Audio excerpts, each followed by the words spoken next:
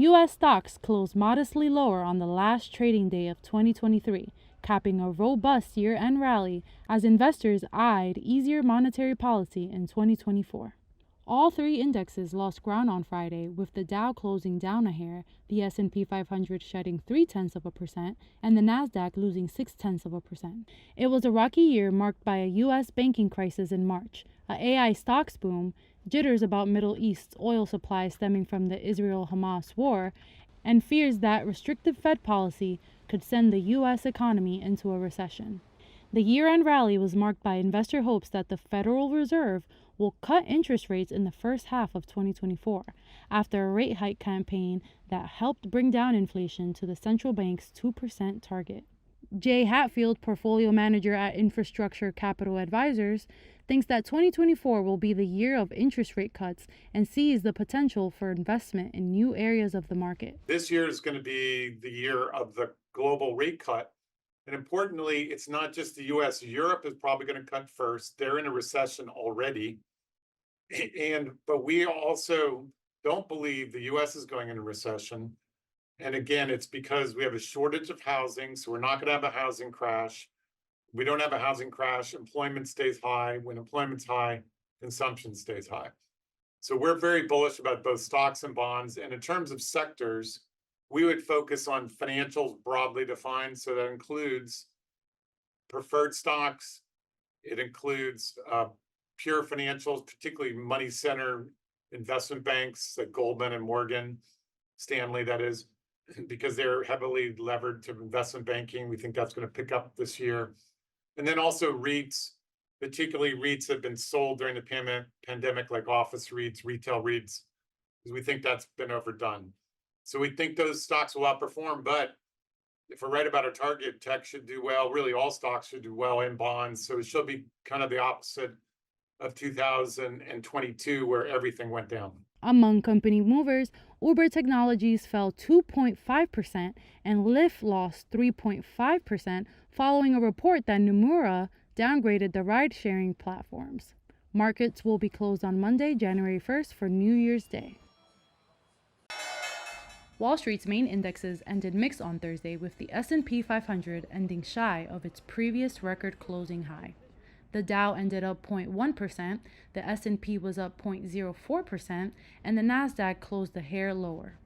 All three indexes remain on track for monthly, quarterly, and annual gains. Data released early in the day, including jobless claims, pending home sales, and inventories, all painted a picture of a softening but resilient economy. This scenario has helped cement bets that the U.S. Federal Reserve might cut its policy rate sooner than expected and could avoid a recession. Jimmy Lee, CEO at Wealth Consulting Group, thinks that the expected rate cuts in 2024 will help pull off a soft landing for the economy. I think that the economy is going to end up being okay. I'm not going to give the credit to the Fed. I think that they should have raised rates sooner and probably bigger earlier on. But I hope that they're done, and that we get a rate cut sometime in the spring. Who knows if that'll happen? But I think the Fed does need to lower rates so that we do avoid a recession. And so, again, not necessarily because of how good they've been with the rate increases and the movements, in the last 2 years. But I think the economy itself is working itself out. A lot of the inflation problems that we had were due to COVID and the supply shortages that we were experiencing across different industries that we still have in some areas. But I think it's working itself out, and the consumer, again, here in the United States especially, is proving to be resilient and strong. And hopefully the Fed will lower rates and loosen up the economy a little bit so that we don't have a worse of a landing than we need to, which, again, I think that they're going to get what they want, which is this kind of Goldilocks soft landing scenario. Stocks on the move include Boeing, which dipped 0.7% after the plane maker urged airlines to inspect newer 737 MAX airplanes for a possible loose bolt in the rudder control system. And U.S.-listed shares of Chinese companies, including Alibaba and JD.com, advanced 1.5% and 2.7% respectively, as China's blue-chip stocks staged their biggest jump in 5 months. U.S. stocks ticked up in low-volume trading on Wednesday, with little market-moving news to swing momentum one way or another as the S&P hovered just below bull market confirmation. The Dow Jones Industrial Average rose 0.3%. The S&P 500 and the Nasdaq Composite gained a bit more than 0.1%. Those modest gains nonetheless meant the Dow notched a new record closing high. The S&P 500 hovered less than 1% below a record closing high reached nearly 1 year ago. All three indexes remain on course for monthly, quarterly, and annual gains, but all bets could be off come January 1st. Michael Green is the chief strategist and portfolio manager for Simplify Asset Management. He told Reuters the recent rally in equities and its current highs may simply reflect investors wanting to put off profit taking to the new year. Gut tells me that we're going to see positions reduced in many of the winners from 2023.